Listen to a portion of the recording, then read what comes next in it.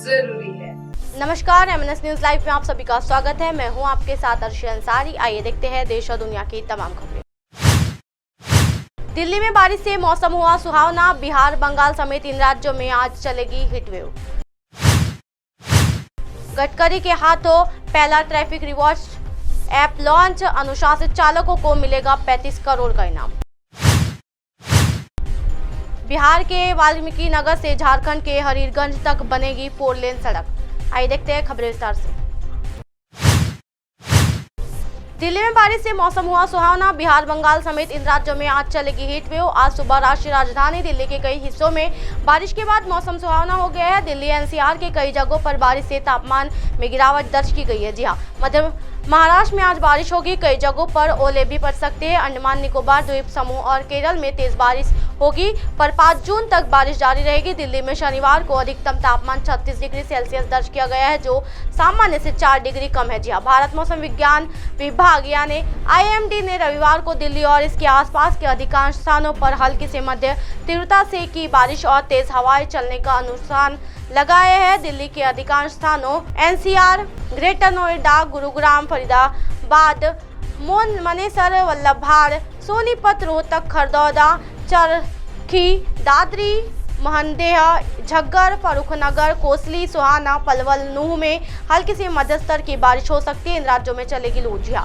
मौसम विभाग के अनुसार बिहार, पश्चिम बंगाल और सिक्किम के 7 जून तक हीटवेव चलेगी। आज आंध्र प्रदेश और विदर्भ में लू चलेगी। छत्तीसगढ़ और महाराष्ट्र में आज और कल भीषण गर्मी पड़ेगी। राजस्थान में अगले सप्ताह अधिकतम तापमान 2 से 5 डिग्री सेल्सियस बढ़ने का अनुमान है। मौसम विज्ञान विभाग का कहना है कि राज्य के कई हिस्सों में गर्मी तीखे तेवर दिखा सकती है। मौसम केंद्र जयपुर के अनुसार 4-5 जून को बीकानेर को जोधपुर संभाग व शेखावती में छिटपुट स्थानों पर आंधी बारिश की गतिविधियां दर्ज होने की संभावना है, जबकि बाकी जगह मौसम मुख्यतः शुष्क रहेगा। इसके अनुसार आगामी दिनों में अधिकतम तापमान में 2-5 डिग्री सेल्सियस की बढ़ोतरी होने के उष्ण भरी गर्मी का एहसास होने के प्रबंधन संभावना है। कोटा व जोधपुर संभाग के कुछ भागों में कुछ 6-7 जून को अधिकतम तापमान 42-43 डिग्री सेल्सियस के आसपास दर्ज होने की संभावना है।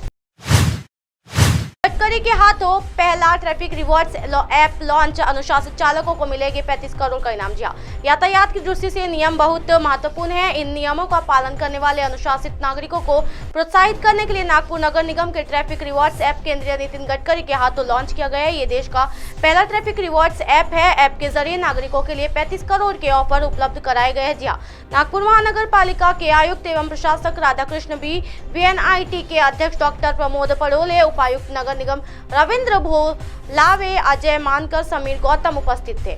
जब शहर के नागरिक ट्रैफिक सिग्नल का पालन करेंगे तो उन्हें इस ऐप के जरिए रिवॉर्ड्स पॉइंट्स के दिए जाएंगे।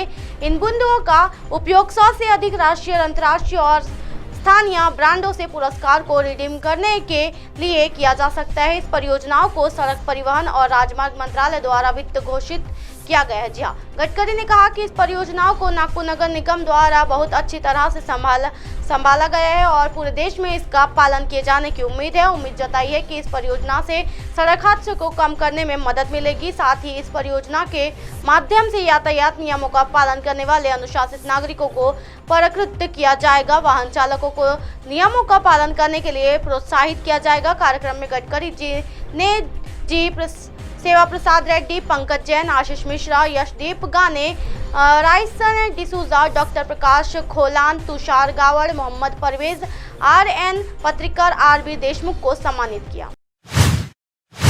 बिहार के वाल्मीकि नगर से झारखंड के हरिरगंज तक बनेगी 4 लेन सड़क। वाराणसी कोलकाता एक्सप्रेसवे से भी जुड़ेगी। जी हां, नेपाल बॉर्डर पर स्थित बिहार के वाल्मीकि नगर से झारखंड के हरिरगंज तक करीब 454 किलोमीटर लंबाई 4 लेन सड़क बनेगी। ये सड़क पट्टन के नौबतपुर से विक्रम अरवल औरंगाबाद अब से होकर पहुंचेगी। करीब 143 किलो लंबाई की इस सड़क पर DPR इसी साल बनकर तैयार होगा। साथ ही इस सड़क का निर्माण अगले साल शुरू होने वाला है। 2026 तक बनकर तैयार होने की संभावना है।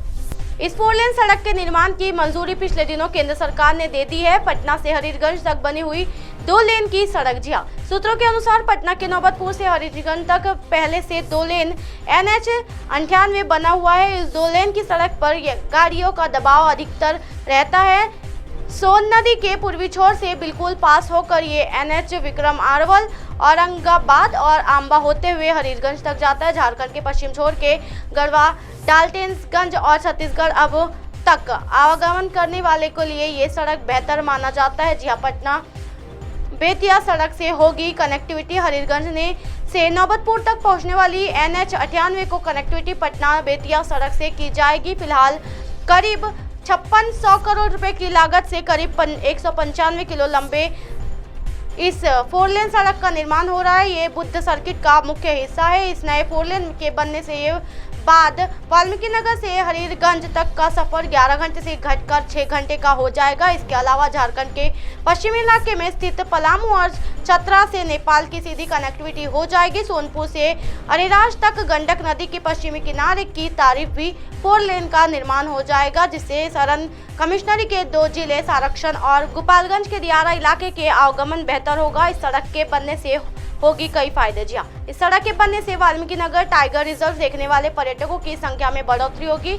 उत्तर और दक्षिण बिहार को जोड़ने वाला एक अन्य मार्ग विकसित हो जाएगा। वाल्मीकि नगर से हरीरगंज तक आवागमन में वर्तमान में करीब 11 से 12 घंटे लगते हैं। सड़क बनने पर करीब 6 से 7 घंटे लगेगी। ये सड़क आगे वाराणसी कोलकाता एक्सप्रेसवे से भी जुड़ेगी। इससे कोलकाता पहुंचना आसान होगा। साथ ही दक्षिण बिहार के सिलीगुड़ी और असम की तरफ जाना भी आसान होगा। कम समय में रास्ता तय होगा। रोजगार और व्यापार के अवसर बढ़ेंगे। इससे सरकार राज्य के राजस्व को बढ़ोतरी होगी।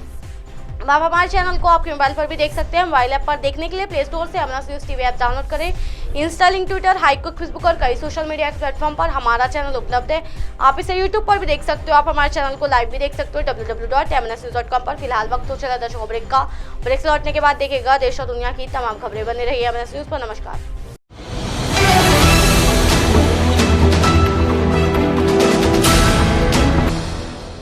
ये है MNS न्यूज़ नेटवर्क और आप देख रहे हैं MNS न्यूज़।